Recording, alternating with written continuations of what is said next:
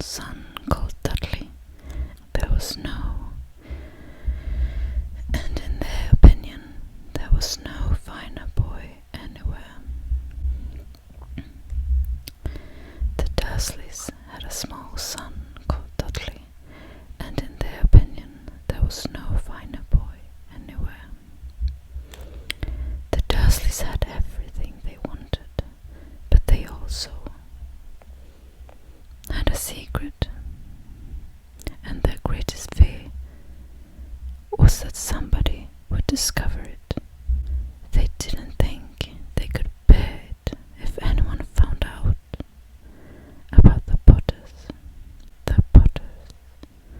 The Potters.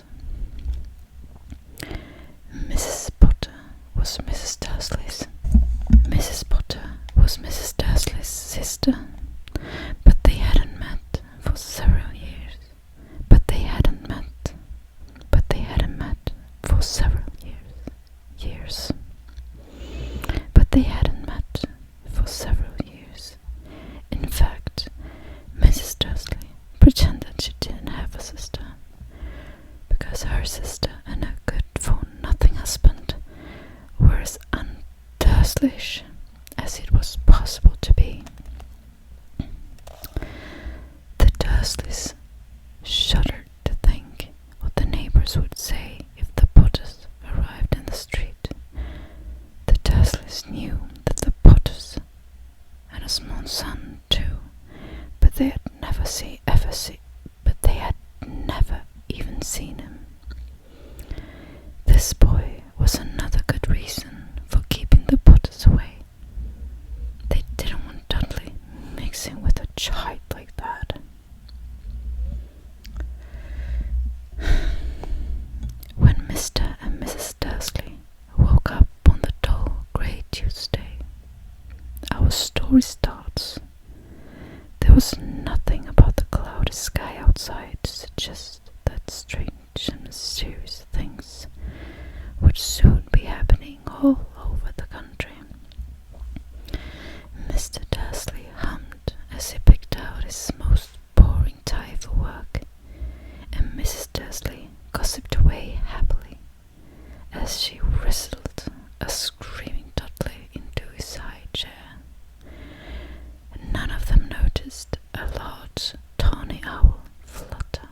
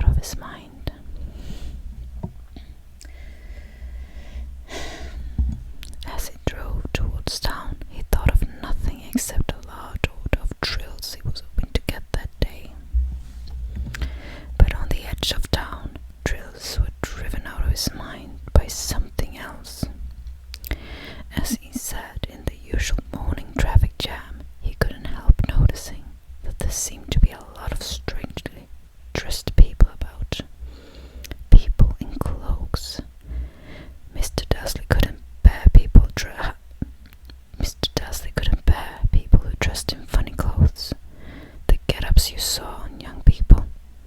He supposed this was some stupid new fashion. He drummed his fingers on the steering wheel, and his eyes fell on a huddle of these weirdos.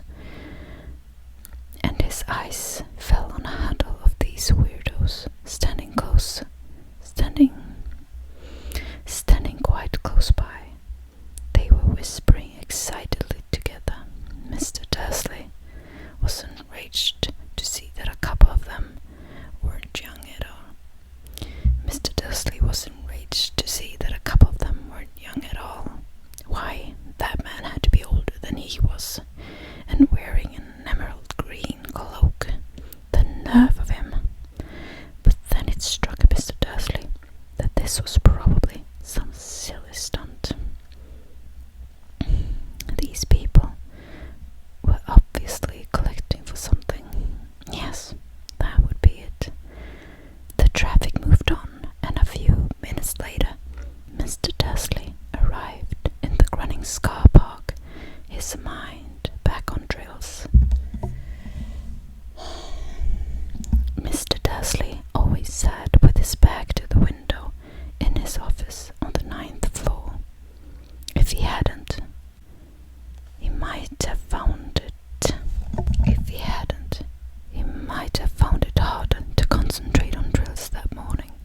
He didn't see the owls swooping past in broad daylight, though people down in the street did.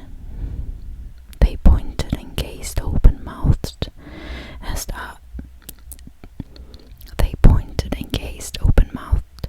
as owl after owl sped overhead. Most of them had never seen an owl, even at night time. Mr. Dursley, however, had a perfectly normal owl-free morning. He yelled at 5 different people. He made several important telephone calls and shouted a bit more. He was in a very good mood until lunchtime, when he thought he'd stretch his legs and walk across the road to buy himself a bun from the baker's opposite. He'd forgotten all about the people in cloaks until he passed a group of them next to the baker's.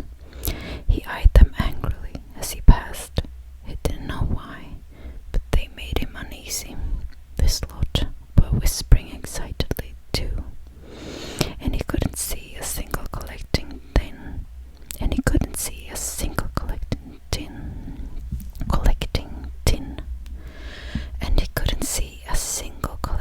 tin. It was on his way back past them, clutching a large donut in a bag, that he caught a few words of what they were saying.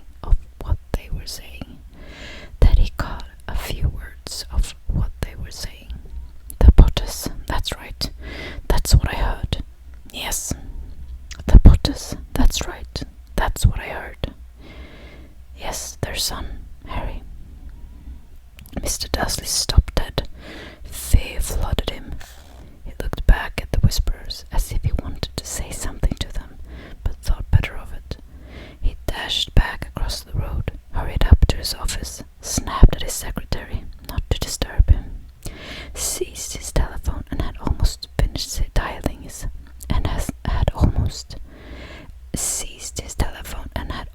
finished dialing his home number when he changed his mind. He put the receiver back down and stroked his mustache, thinking, no, he was being stupid. Potter wasn't such an unusual name. He was sure there were lots of people called Potter who had a son called Harry. Come to think of it, he wasn't even sure his nephew was called Harry. He'd never even seen the boy. He might have been Harvey. Oh, Harold. There was no point in worrying Mrs. Dursley. She always got so upset at any mention of her sister. I didn't blame her if he'd had a sister like that. But all the same, those people in cloaks. He found it a lot harder to concentrate on drills that afternoon, and when he left the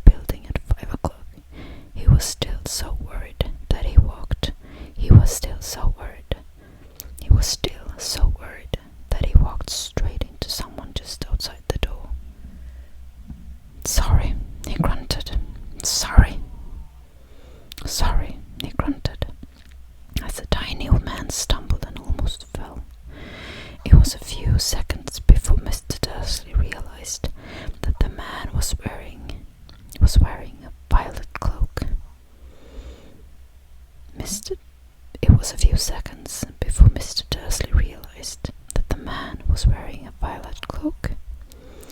He didn't seem at all upset at being almost knocked to the ground. On the contrary, his face split into a wide smile, and he said in a squeaky voice that made a passers-by stare, "Don't be sorry, my dear sir, for nothing could upset me today. Rejoice, for you know who has gone at last. Even muggles like yourself should be celebrating this happy, happy day." And the old man hugged Mr. Dursley around the middle and walked off. Mr. Dursley stood rooted to the spot. He had been hugged by a complete stranger. He also thought he had been called a muggle. Whatever that was, he was rattled. He hurried to his car and set off home, hoping he was imagining things which he had never hoped before, because he didn't approve of imagination. As he pulled into the driveway of number 4, the first thing he saw, and it didn't improve his mood, was the tabby cat he'd spotted that morning. It was now sitting on his garden wall. He was sure it was the same one. It had the same markings around its eyes. "Shoo," said Mr. Dursley loudly. The cat didn't move. It just gave him a stern look. Was this normal cat behavior? Mr. Dursley wondered. Trying to pull himself together, he let himself into the house. He was still determined not to mention anything to his wife. Mrs. Dursley had a nice, normal day. She told him over dinner all about Mrs. Next Door's problems with her daughter and how Dudley had learned a new word, shan't. Mr. Dursley tried to act normally. When Dudley had been put to bed, he went into the living room in time to catch the last report on the evening news. And finally, birdwatchers everywhere,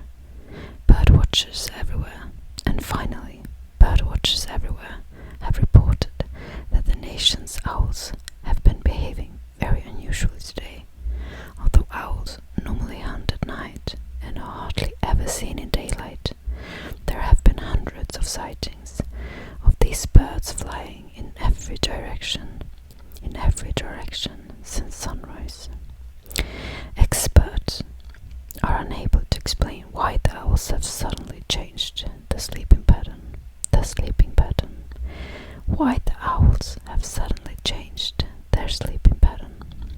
Experts are unable to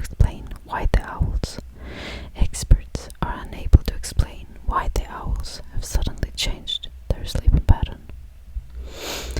The newsreader allowed himself a grin, most mysterious. And now over to Jim McGuffin with the weather. Going to be any more showers of owls tonight, Jim? "Well, Ted," said the weatherman, "I don't know about that, but it's not only the owls that have been acting oddly today. Viewers as far apart as Kent, Yorkshire. Viewers as far apart as Kent, Yorkshire, and Dundee have been phoning in. Viewers as far apart as Kent, Yorkshire, and Dundee have been phoning in to tell me that instead of the rain I promised yesterday, they've had a downpour of shooting stars. Perhaps people have been celebrating bonfire night early. It's not until next week, folks, but I can't promise a wet night tonight." Mr. Dursley sat frozen in his armchair. Shooting stars all over Britain, owls flying by daylight, mysterious people in cloaks all over the place, and a whisper about the Potters. Mrs. Dursley came into the living room carrying 2 cups of tea. It was no good. He'd have to say something to her. He cleared his throat. He cleared his throat nervously. "Petunia, dear, you haven't heard from your sister lately, have you?" As he had expected, Mrs. Dursley looked shocked and angry. "Have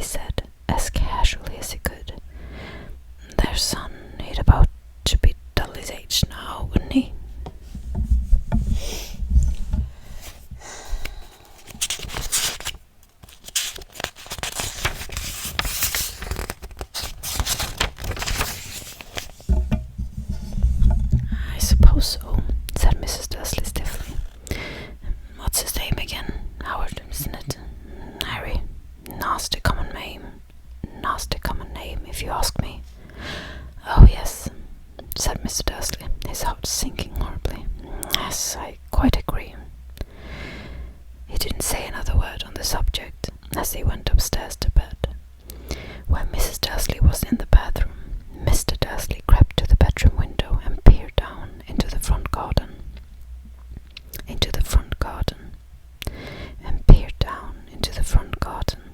The cat was still there. It was staring down Privet Drive as though it was waiting for something. Was he imagining things? Could all this have anything to do with the Potters? If it did, if it got out that they were related to a pair of, well, I didn't think he could bear it. The Dursleys got into bed. Mrs. Dursley fell asleep quickly, but Mr. Dursley lay awake, turning it all over in his mind. His last comforting thought before he fell asleep was that even if the Potters were involved, there was no reason for them to come near him and Mrs. Dursley. The Potters knew very well what he and Petunia thought about them and their kind. He couldn't see how he and Petunia could get mixed up in anything that might be going on. He yawned and turned over. It couldn't affect them. How very wrong he was. How very wrong he was. Mr. Dursley might have been drifting into an uneasy sleep, but the cat on the wall outside was showing no sign of sleepiness. It was sitting as still as a statue, its eyes fixed unblinkingly on the far corner of Privet Drive. It didn't so much as quiver when a car door.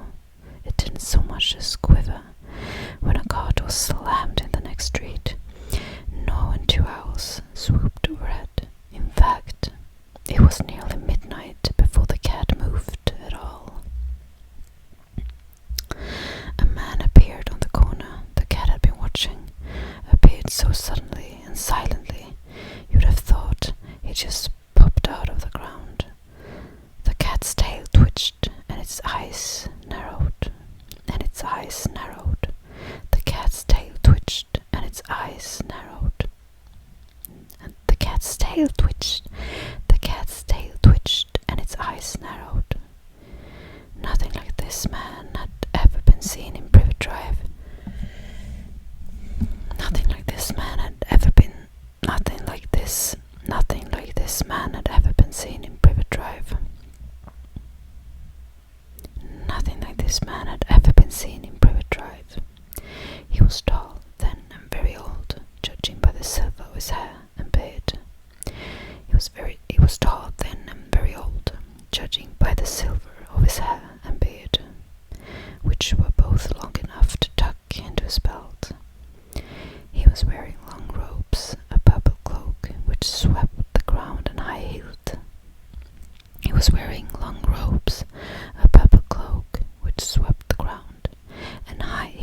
buckled boots. His blue eyes were light, bright, and sparkling behind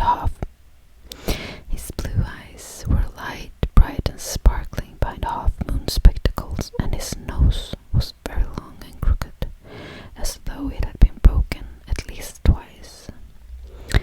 This man's name was Albus. Dumbledore.